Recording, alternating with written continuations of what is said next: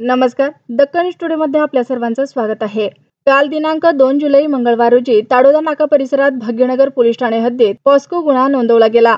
एका मुस्लिम युवकाने अल्पवयीन मुलीसोबत अश्लील हरकत केली होती। त्या व्हायरल व्हिडिओखाली अनेक लोकांनी आपले मत व्यक्त केले, परंतु एका CISF जवान अंकुश धामणकर या जवानाने स्वतःची फेसबुक आयडीचा वापर करून मुस्लिम समाजाविषयी भावना दुखावतील अशा आशयाच्या कमेंट केल्या, ज्यात तो संपूर्ण मुस्लिम समाजावर बहिष्कार टाकण्याचे आवाहन करत आहे। सामाजिक बहिष्कार करणे किंवा लोकांना परावर्त करणे हे कायद्याने गुन्हा आहे, तरी सामाजिक बहिष्कारासाठी लोकांना उकसवणे व धार्मिक भावना दुखावणे या योग्य कलमाखाली कारवाई झाली पाहिजे। CISF जवान हा देशाचा रक्षकच भक्षक निघाला अशा भावना दुखवू नये। दोन समाजात तेढ निर्माण करणारा अंकुश धामणकर याच्यावर कारवाई करून त्याला सेवेतून कायमचे बरतर्फ करण्यात यावे।